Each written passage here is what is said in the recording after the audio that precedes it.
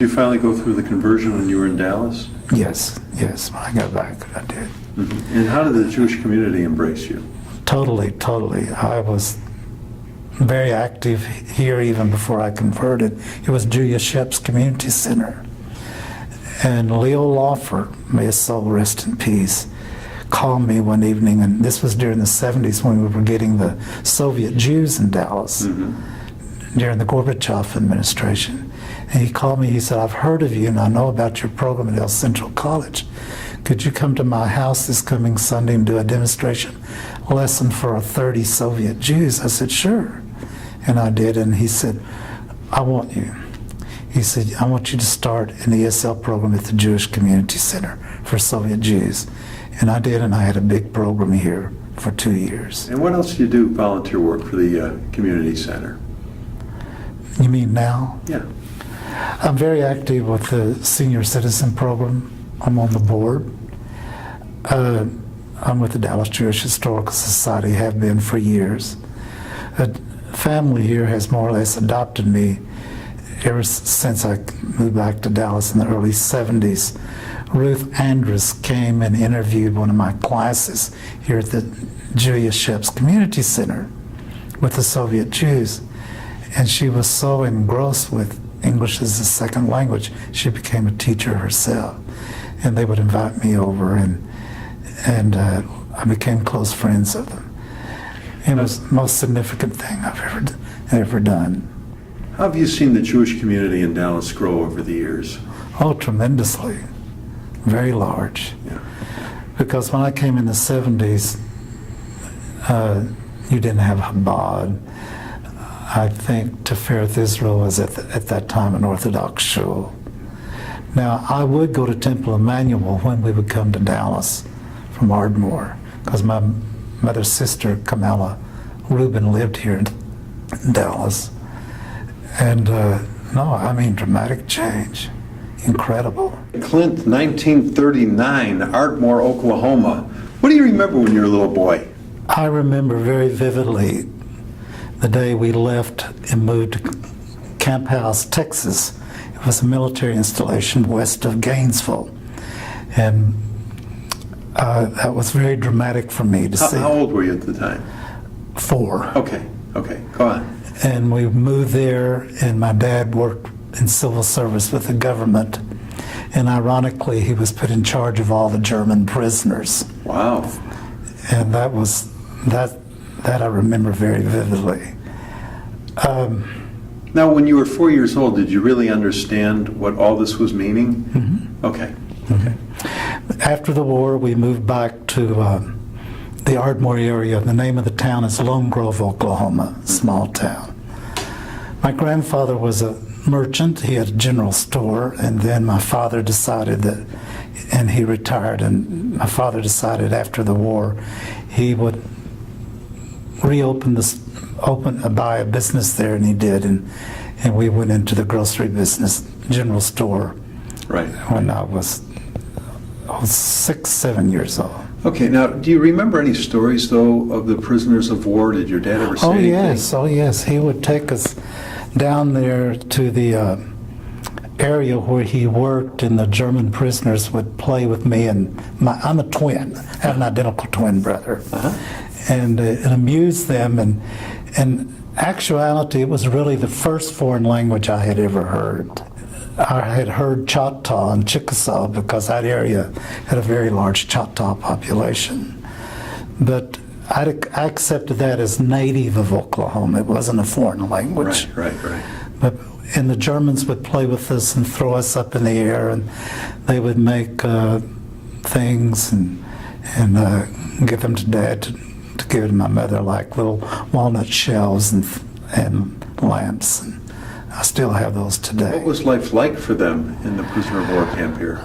Well, when the war was over, they didn't want to go back to Germany. They wanted to stay here. And they had to go back. Do you know if any returned to the United States later then? I don't know. Okay. I wouldn't know that. Because when the war was over, I remember very vividly when Roosevelt died. That was terrible news. Then Truman became president. I remember that clearly. And the atomic bomb, I didn't know what it meant because I was just barely 6 years old.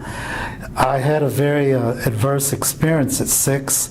See, I was born September the 3rd, 1939, and I wanted to go to school, and because the schools were so crowded in Gainesville, you had to be 6 prior to September the 1st. So I was delayed a year, and that's when the war was ending, and we moved back to Long Grove and to our home there, and then bought this business and went into business there. Now, did your mom go into work with your dad then Yes, at the time? yes. Okay. Do you remember your grandparents at all? Oh yes, I'm fortunate to have remembered 3 grandparents and, no, let's see, 3 grandparents and 2 great-grandparents. Wow, tell me about your great-grandparents first. Well, see, my mother was not from a Jewish lineage. Okay. Her name was Pruitt, Cosette Pruitt, P-R-U-I-T-T. And I remember going over to their house in Ardmore, and I would meet my great-grandmother, and one day my great-grandfather came. He was a retired rancher. And then my grandparents, his name was Thomas Risner, and his wife's name was Gertrude Risner. And I remember when she died shortly after we moved back to Long Grove. And I remember going to her funeral, and it was traumatic because she was buried on Mother's Day. Oh boy. And I remember how sad my father was. Now, she was Native American, Chickasaw, French, and English. And then my mother's mother, her name was Rosabelle Pruitt. I didn't know her husband, Clint Pruitt, because he had died at a young age, at the age of 33. So I had the privilege, I call it privilege, of knowing 2 great-grandparents and 3 grandparents. Now, where did they originally come from? Do you know? The Risners, my grandfather, Thomas Risner, they called him Tom. He came into Indian Territory. Oklahoma didn't become a state until 1907. Right. And he married his wife, Gertrude Hayden Wilmoth, and opened a store, a large general store. My dad worked in the store. And then after his wife passed away in 1947, my grandmother, he went to Oregon, where some of his children had moved, and stayed out there for a while. And then he came back to Oklahoma and remarried. Now, the grocery store that your folks had started, is it still around today? Did they do it for the rest of their lives? Well, they sold it when they retired. Okay. Because, see, in those days, the stores were family owned. Right. And then the supermarkets began to open, and Dad and Mom retired, and they sold the store. It was next to school. We had a very good business. Yeah. It was a general store. It had an ice stock filling station, feed store, and also we sold kerosene. In those days, people used a lot of kerosene. And Dad gave me and my twin brother a business. He said, the ice dock will be yours. And that area around Lone Grove, Oklahoma, and Ardmore was booming in oil production. I mean, at nights, during those years, you didn't have air conditioning. You had water coolers. Some nights we'd have to sleep outside, and you could hear the drilling activity, and the noise would be so loud you could just barely sleep. So we had a tremendous ice business, and Dad said, okay, Thomas and Clinton, this is going to be your business, and I want to teach you how to save your money for you to use when you go to college. And that was our business. Wow, how old were you at the time? 7, 8. That's great. We worked in the store, all of us, and we had a lady that worked for us to take care of the house and the cooking and cleaning. Sometimes we had to hire part-time help in the store as well.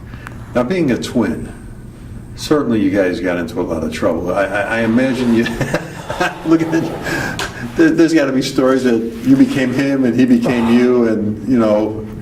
Okay, let me elaborate on that for a minute. Okay. People will say, well, don't you like being a twin? I said, no. Well, why? I said, I never hear my name. We were called twin by everybody. Right. We went through grade school, middle school, and high school. The twins. Twin. Hey, twin. Come here, twin. Because they couldn't tell us apart. And now, we went to elementary school in Long Grove and middle school, but we went to high school in Ardmore. Dad wanted us to have a better education, so we transferred to Ardmore High School because he was determined that we'd go to college. So when we graduated from high school in '58, I said, Thomas, let's make a deal. Let's separate. I'll go to OU and you can go to OSU. I said, I want to hear my first name for a change. And he said, good, I agree. I said, we've heard twin all of our lives, and I want us to discover our own individual identity by separating at this point in our lives. I'll go to the University of Oklahoma, and if you don't mind, you can go to Oklahoma State University. And that's exactly what we did. Now, when I went there from 59 until 63, it was called the Hebrew University of the Southwest. We had an extremely large Jewish population. You're kidding me. No, I don't know why they would choose OU.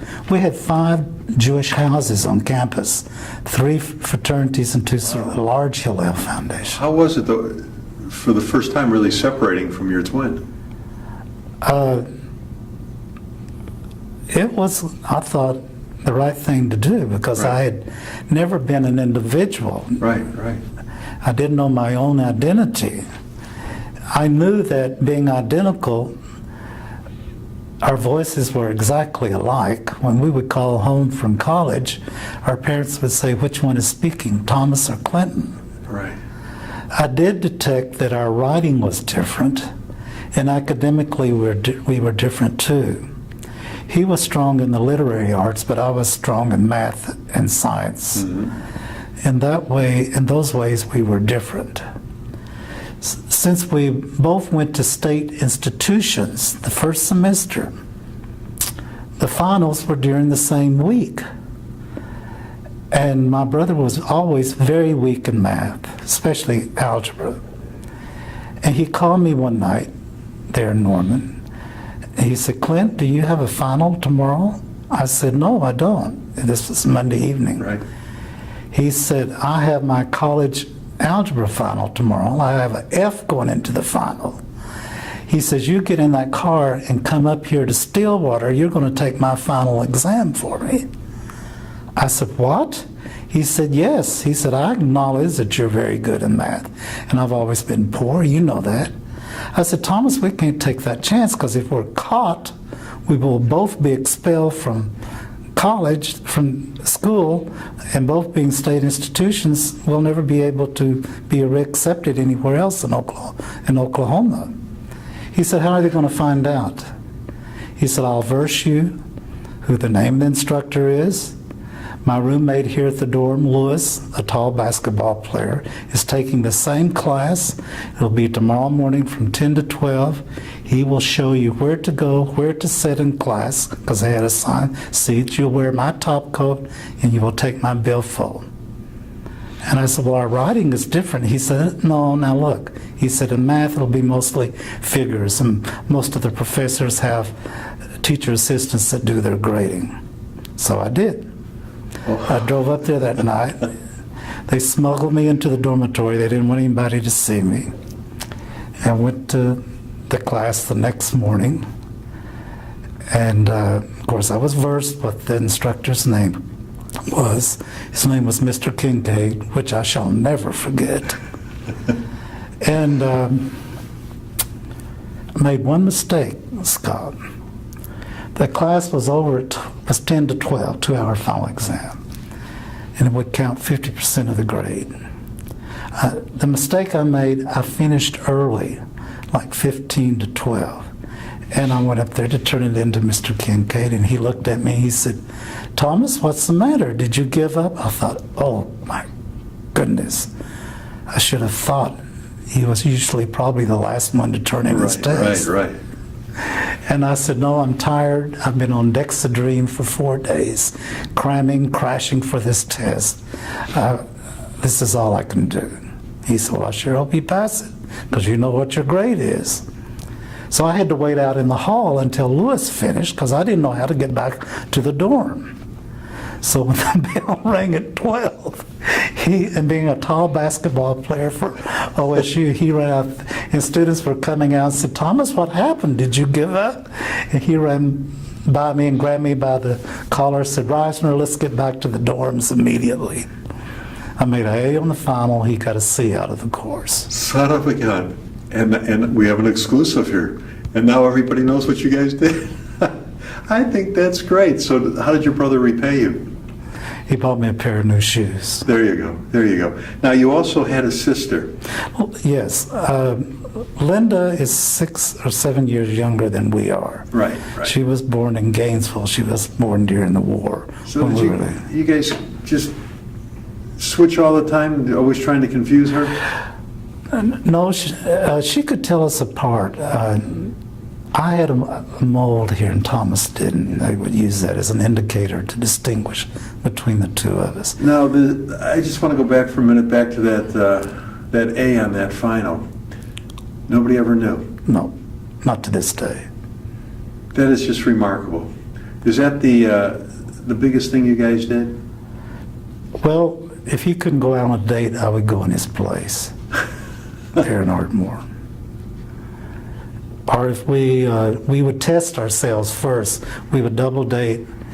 In Ardmore, being a small town of 30,000, Saturday night you had the previews to go to the Tivoli Theater at 10:15. Right. That was the big social event for young people at that time. Right. And we would double date, and we would tell our dates we're going out to get some popcorn and drinks. What would you like? And when we would go out, we would switch jackets. Wow. And go in, and they wouldn't know. I would be Thomas and he would be Clint. Now, after college. But let me share this with you quickly. Okay.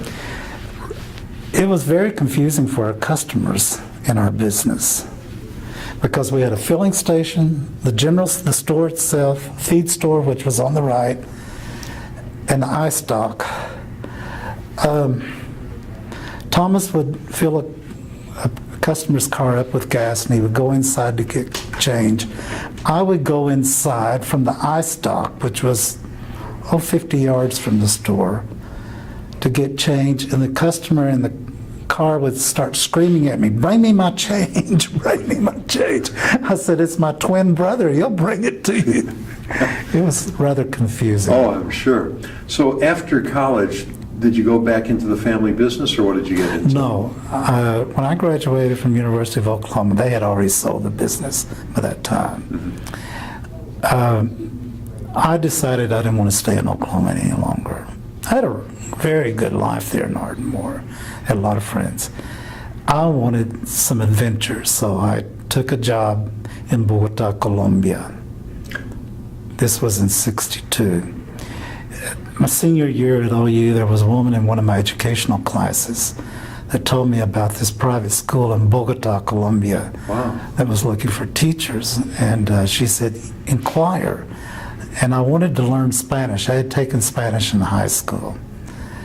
I was intrigued with Spanish because my great-great-grandmother was of Spanish ancestry.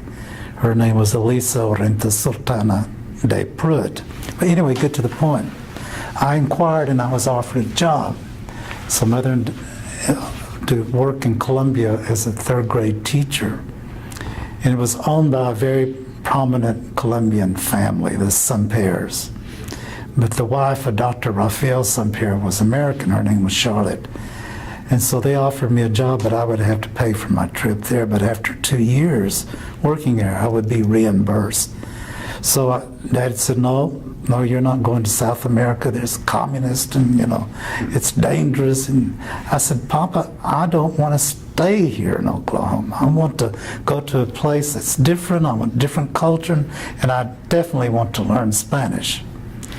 And he said, no. So I declined the offer, and within 5 days I received a special delivery letter and a telegram from Charlotte Samper with the plane ticket, offering me the job, the contract, we will pay for your fare, and come immediately. It was September the 8th, and the position hadn't been filled. So I went to Miami, went to the Colombian consulate, got my visa, and went to Bogota, Colombia. Wow, what was that like? Oh, how different. I mean, really different. Yeah.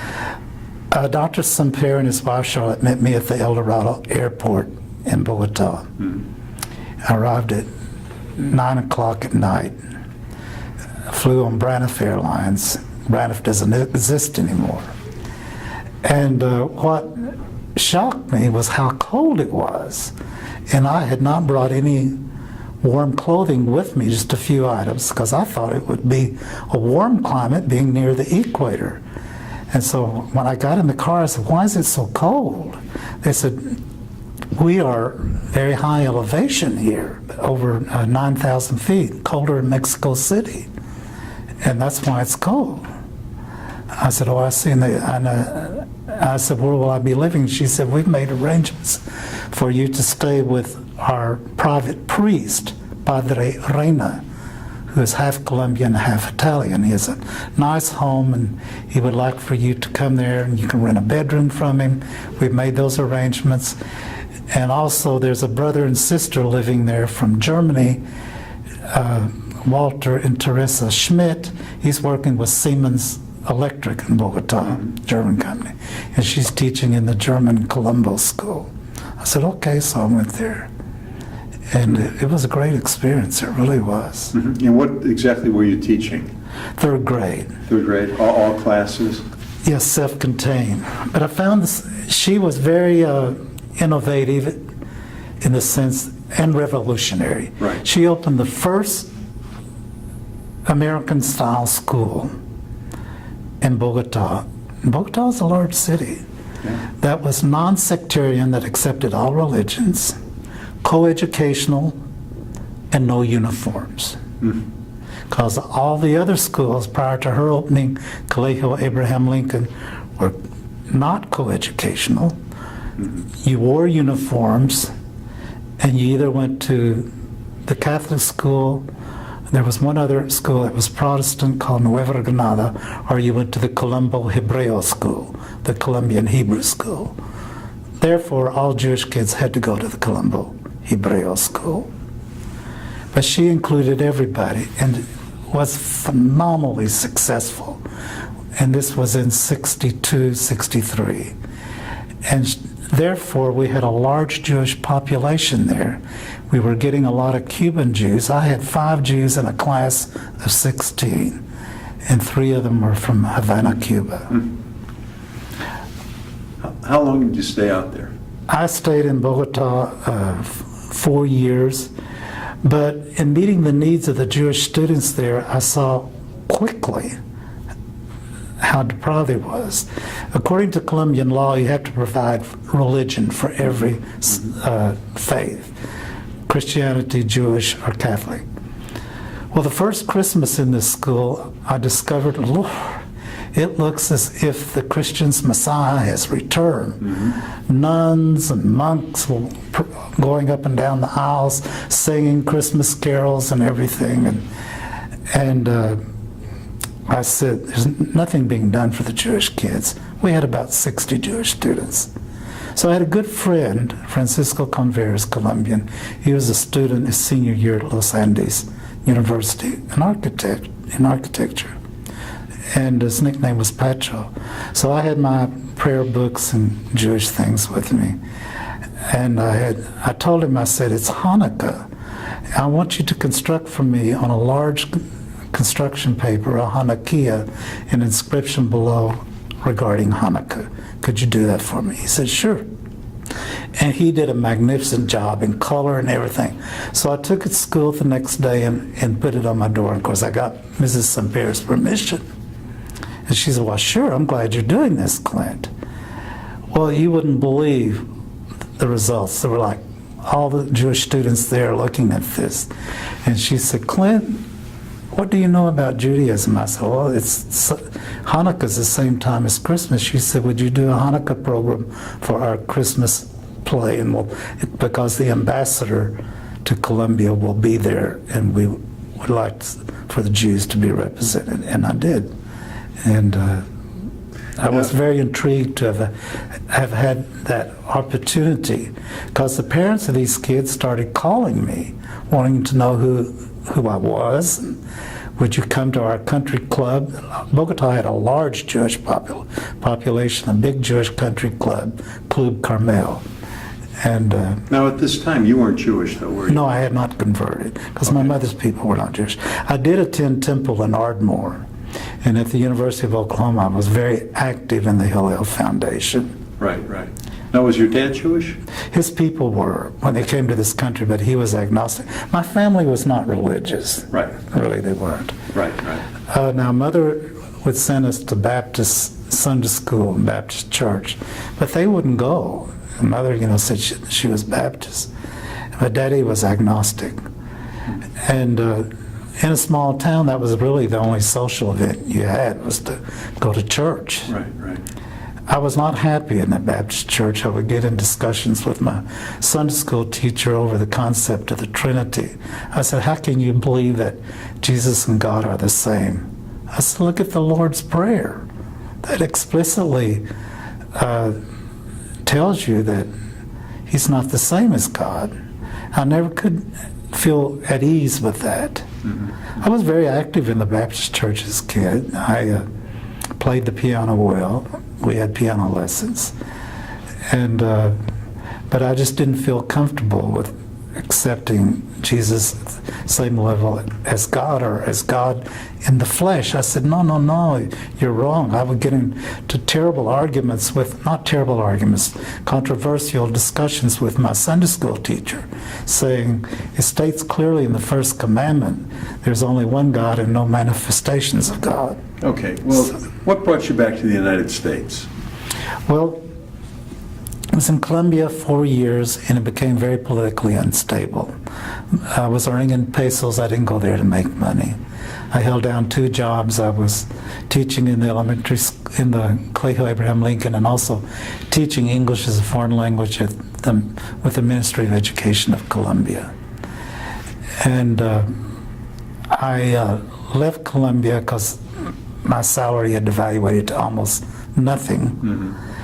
And went to Miami, and was in Miami a short time, and offered an international position in Peru. And I went there, and I lived in Peru 5 years. Wow.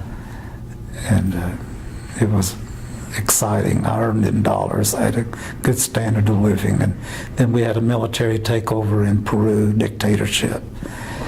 And the company was a subsidiary of Standard Oil of New Jersey, and they gave me a transfer to Venezuela, but to a very remote place called Amway, Venezuela. And you would ask Venezuelans, where is Amway? They had never heard of it. Right, right.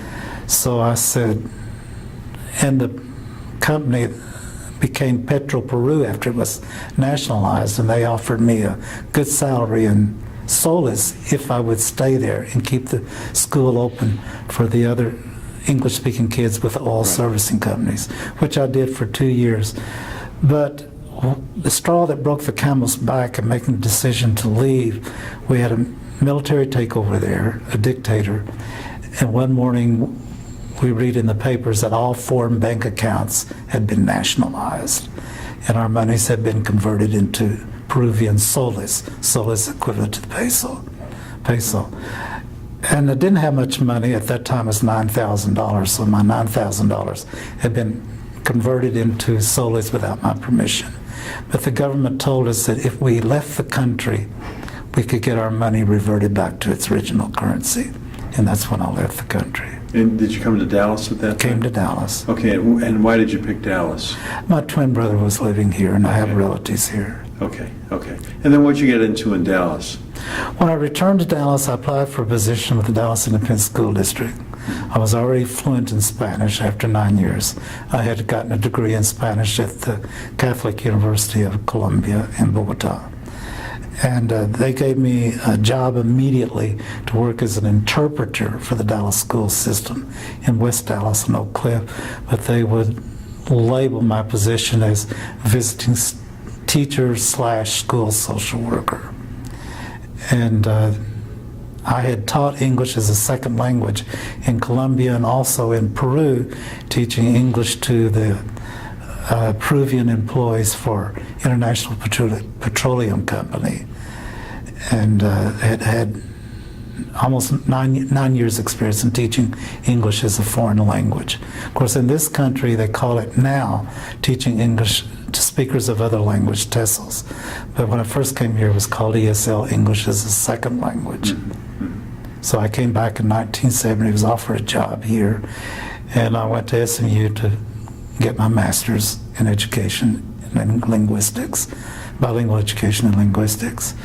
And while I was there, Dr. Linda Ray Sims says, "Clint, I notice you've had considerable experience in teaching English as a foreign language in South America." And I said, "Yes, almost 9 years." She said, "Dr. Ray Witherspoon from El Centro College is my friend. I told him about you. He wants to call you and talk to you." And he did. And he said, "We don't even really know what that is, but we're getting more Hispanics here at El Centro College. I'm head of the Department of Continuing Education." He said, "Come in, I want to talk to you." And I said, "Sure." I came in, I explained to him it was English as a second language and my experience. And he said, "Would you be interested in starting a program here?" I said, "Well, yes, on a part-time basis." He said, "I'll let you have 2 classes strictly on a pilot basis." Well, it became a phenomenal success, phenomenal. And I developed the largest ESL program in Dallas at that time. Wow, wow. And when did you convert? My mother was against me converting. She knew I had a tremendous fixation to Judaism, because at the age of 9 years old, our house was at the back of the store. You know, a lot of businesses, family-owned business, the house was next to the store or back of the store. Dad came back there, and I shall never forget. It was the month of March, and Thomas and I were making kites on the floor, living room floor. And Dad said, "Boys, I want you to come up here to the store. I have some relatives here from Tulsa. We want to reveal something to you." So we went up there, and they were very good-looking relatives, tall, black hair, kind of dark complexion. 3 brothers, Paul, Robbie, and Grover Risner. And I said, "What is it?" He says, "We have an oral tradition that we tell each generation our ancestry. Our ancestry is Jewish, and we are from the Tobias Risner lineage." He says, "You know, I don't practice Judaism, and my cousins in Tulsa don't, but we make it a tradition to pass this oral tradition on to each generation." Right. So I go back there and I said, "Thomas, what does that mean? We didn't have any Jewish students there at Lone Grove." And he says, "I don't know." He said, "I've heard the term Jewish kite. I don't know what it means. Does that mean we're Jewish kites?" I said, "I don't know." But anyway, Grandpa always had Jewish friends coming by his store. He had a friend from Ardmore, Jake Bodovitz. And when we went to high school in Ardmore, our best friend was Jewish. And my mother's sister had married into a Jewish family from Russia, Victor Rubin and Kamala. And the Jews there in Ardmore took a liking to us and would invite us to the temple, and we did go. And when I went to OU, I was active in the Hillel Foundation. So did you finally go through the conversion when you were in Dallas? Yes, yes. Now my mother was really against me converting to Judaism, very much against it. She was in bad health, had congestive heart failure and invalid for rheumatoid arthritis. And she said, "I know when I'm gone, you will convert to Judaism. I feel this." She says, "Is that right?" I said, "Yes." She said, "Do you realize I'll never see you again?" I said, "Mother, don't say those kind of words." I said, "That's Baptist talk, and I don't say that judgmentally." And when she passed away, that's when I proceeded with my conversion. My Hebrew name is, I took it after the first Risner that came from Holland to the United States. His name was Tobias Risner. So my Hebrew name is Tovia Bar Avraham Is Sarah. That's the name I accepted. It was the most significant thing I've ever done. Now, in your lifetime, you've lived through so many momentous occasions, wars, President Kennedy assassination, something good, the moon landing, of course, 9/11. Was there something on the national scene that really stood out that you took notice of? Oh yes, when I was in Bogota when President Kennedy was assassinated. And Mrs. Semper sent her daughter to my classroom. It was about 1:15 in the afternoon. And she said, "Clint, Mama wants you to come to the office immediately." And I said, "What's wrong?" She said, "She'll tell you." And I went up there and the rest of the teachers were there. And she was announcing she was dismissing school and get the children ready to leave because President Kennedy had been So assassinated. even down there was a big effect. Oh, see, they had just been there, John F. Kennedy and Jack, before I arrived. And being Catholic, first Catholic president. The buses, we got the kids ready. We were all in shock. The school was outside of Bogota, outside on the autopista, the freeway. And as the buses were entering Bogota around 2 o'clock, it's a Colombian custom, someone important dies, they hang out the Colombian flag with a black ribbon on it. Flags were out everywhere. Wow.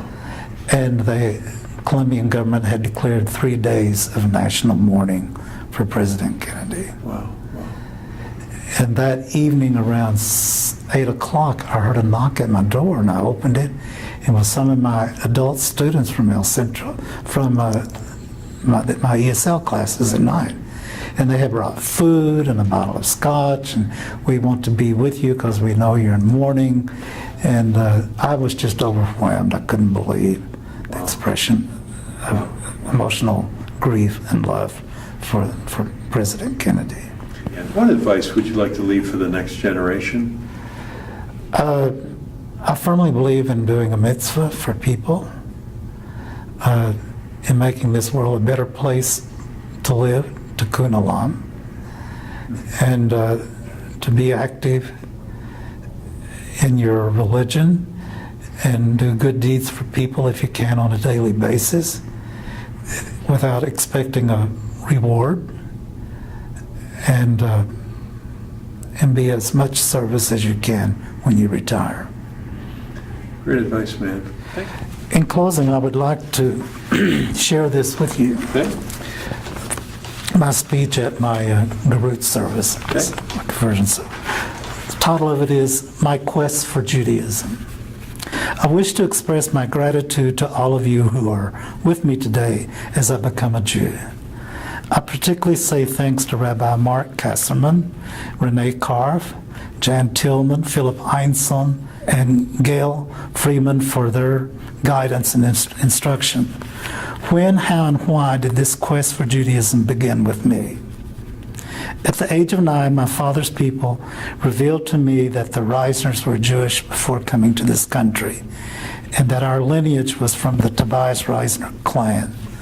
This revelation had an indelible impact on me, even though I was attending Baptist Sunday school and quite active in the Baptist church. However, during that time, I felt uncomfortable accepting Jesus as God, which resulted in debatable discussions with my Sunday school teachers. In high school, my best friends were Jewish. I attended services occasionally at Temple Emeth in Ardmore, Oklahoma, with my friends. After leaving high school, I went to the University of Oklahoma, where I again became involved in the Jewish culture and religion. I worked for a Jewish fraternity as a houseboy.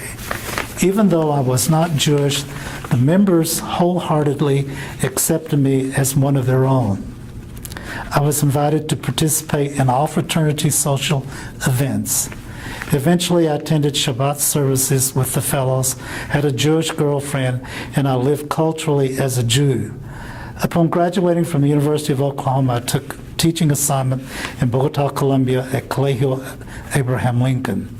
This school was the first school that accepted Catholics, Jews, and Protestants. Therefore, there was a large Jewish student body. I worked with the Jewish students, organizing Jewish holiday events for them at the school. Supporting Jewish students in a predominantly Catholic school was especially rewarding for me. Upon returning to the United States, I became involved in the Jewish community in Dallas. I was instrumental in setting up English as second language classes for the Soviet Jews during the 70s at the Jewish Sheps Community Center, which is the JCC today. I attended services at Temple Emmanuel and became involved in organizing the first gay-lesbian congregation, Beth El Banah, in Dallas. I also explored the other forms of Judaism. However, after a period of time, I felt more comfortable with the Reform movement. Reform Judaism offers me the choices I can relate to in a contemporary society. Today, I convert to Judaism because I believe in one God, no manifestations of God, in the concept of the Holy Trinity. Most significantly, I don't believe in the concept of original sin. We come into this world with pure souls created by Hashem. As a Jew, I will engage in ongoing acts of Tikkun Olam, perfecting the world, helping to make the world a better place to live through donating my time in community service and social action projects. I want to assist in repairing the damage caused by mankind. I will also do acts of loving kindness, a mitzvah, one that is performed with no expectation of reward. I am spiritually rewarded when I do a good deed for others. A mitzvah is a joy for me. Tzedakah, giving to charity, is very important for me. I enjoy giving to charity knowing that the recipient will benefit from my donation. I will become an observant Jew by studying Torah and attending services. I want to keep God's mitzvot, commandments. I will become active in synagogue activities by volunteering for committees, fund drives, and serving on boards. I will become involved in the Jewish community at large by joining Jewish organizations and supporting the State of Israel. I particularly want to remember those whom have passed on that were a major influence in my quest for Judaism. With unforgettable memories, I recall their beloved names. Uncle Victor Rubin, Ida Yaffe, Don Wiener, Eddie Grashader, Lori Ben Ruby, Eve Levin, Chaya Rochelle Kleshman Andres, and Dina Epstein Andres. Like Ruth, the Jewish people have become my choice of people, their Torah, my Torah, and their God, my God. My soul is no longer in a state of diaspora. It has returned to its Jewish roots and Hashem. Thanks for doing this today.